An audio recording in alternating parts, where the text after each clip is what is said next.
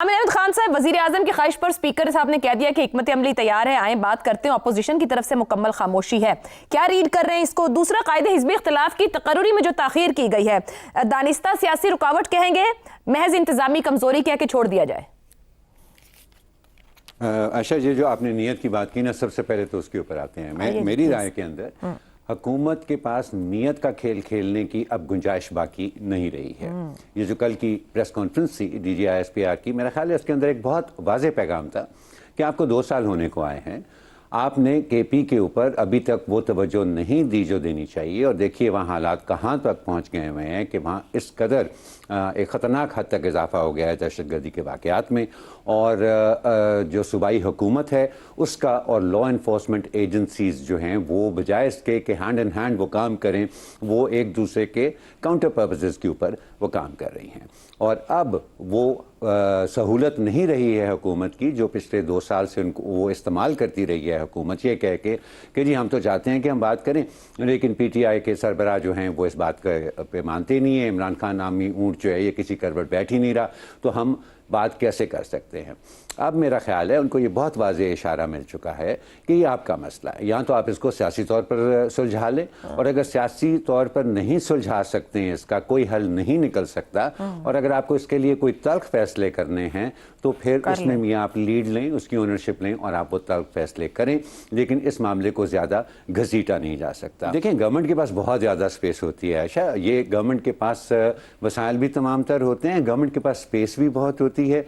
Government को अच्छी तरह से, और ये चीज़ अपोजिशन भी बहुत अच्छी तरह से जानती है कि कौन सी उनकी डिमांड्स जो हैं वो रियल हैं, वो संजीदा और सीरियस डिमांड्स हैं, और कौन सी डिमांड वो सिर्फ एक जो पॉलिटिकल स्टंस होता है ना उसके लिए कर रहे हैं। कोई किसी भी किस्म के मुज़ाकरात, पॉलिटिकल डायलॉग जब भी होता है आयशा, वो हमेशा अनरियलिस्टिक एक्सट्रीम से शुरू होता है। हर कोई एक एक्सट्रीम पोजीशन लेकर डायलॉग्स का आगाज़ करता है, और वो इसीलिए कि आहिस्ता आहिस्ता थोड़ा सा गिव एंड टेक करके एक दूसरे के करीब आया जा सके। तो अपोजिशन को भी अच्छी तरह से पता है कि बहुत सारी उनकी मांगें जो हैं वो सिर्फ एक पॉलिटिकल स्टांस की खातिर वो उनकी बात करते हैं, और वो ख़ुद भी इतने ज़्यादा उसके अंदर संजीदा नहीं हैं। बाकी रही हुकूमत की काबिलियत कि वो इसको मुमकिन बना सकेगी, तो देखें प्रॉब्लम अब इस हुकूमत के लिए हो गया है कि अगर वो इसको मुमकिन नहीं बना सकती तो फिर ये उसका एक बहुत बड़ा इस हुकूमत के लिए इशू बन रहा है।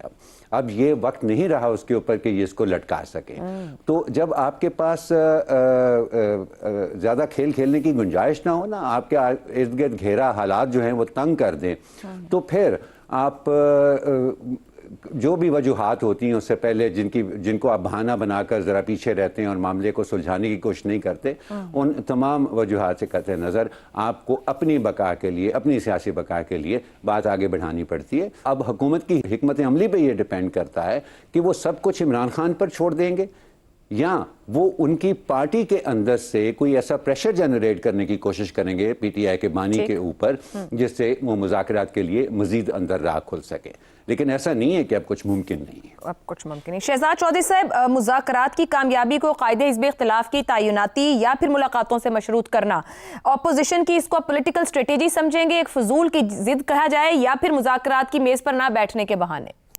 मेरा ख्याल है दोनों तरफ से ये एक फजूल सी गुफ्तगू या फजूल सा एजेंडा है। ना हुकूमत वो कर सकती है जिसकी बुनियाद पे वो बात करना चाह रही है। असल में जब आपका सवाल मैंने देखा तो चूंकि मैं दिन में न्यूज़ को फॉलो नहीं कर सका था, तो मैं बहुत एक्साइटेड हो गया कि पाकिस्तान में एक नई सुबह तुलू होने को है और हम अब अपने मामलात को बेहतरी की तरफ लेके जाएंगे। लेकिन आपके इब्तदाइये ने और फिर जो मेरे साथियों ने कहा, बिल्कुल पानी फिर गया मेरी उस उम्मीदों पर, क्योंकि ये तो बात ही कुछ और है।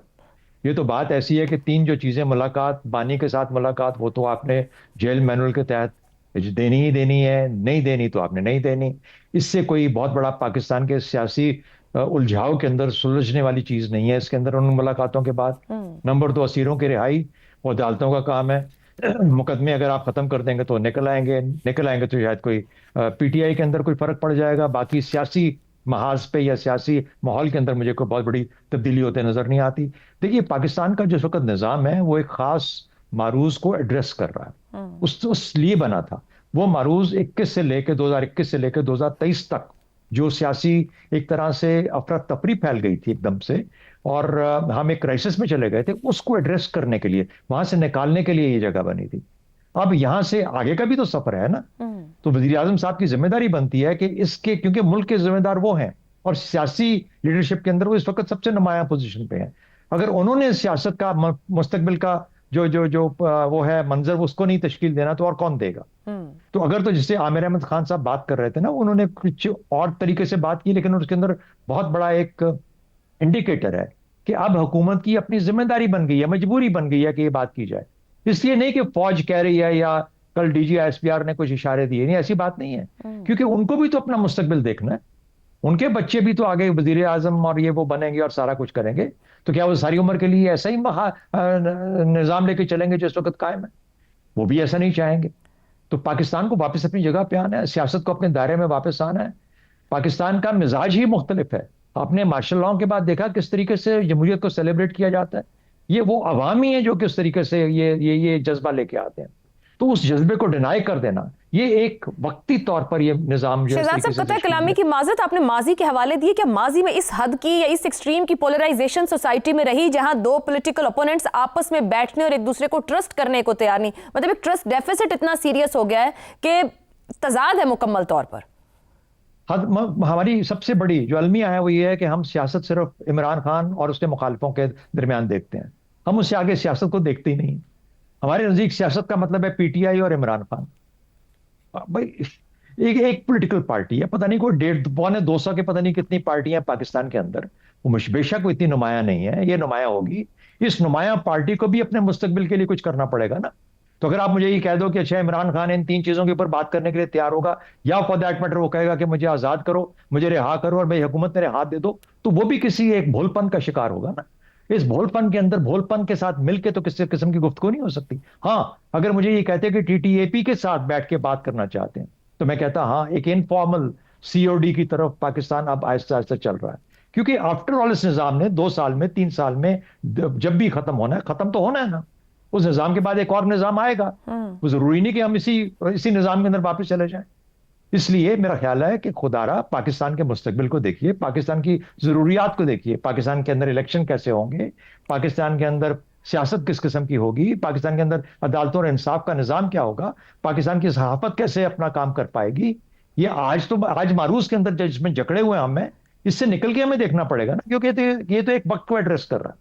तो इसलिए ये मेरा ख्याल है, तो अगर वो टीटीएपी से मुलाकात कर रहे होते और ये मुस्तकबिल का नक्शा तश्कील देने के लिए किया जा रहा होता, मैं आज बहुत खुश होता इस चीज के बारे में। दूसरी बात, उनको जो काम करना है वो चीफ मिनिस्टर केपीके को बुला के अपने सामने बिठाएं, और ये जो कल हमने जिस पे बात की और जो डीजीआईएसपीआर की शिकायत हैं, उन चीजों का हल निकालने की जरूरत है। अगर उनको सबसे पहला काम करना चाहिए तो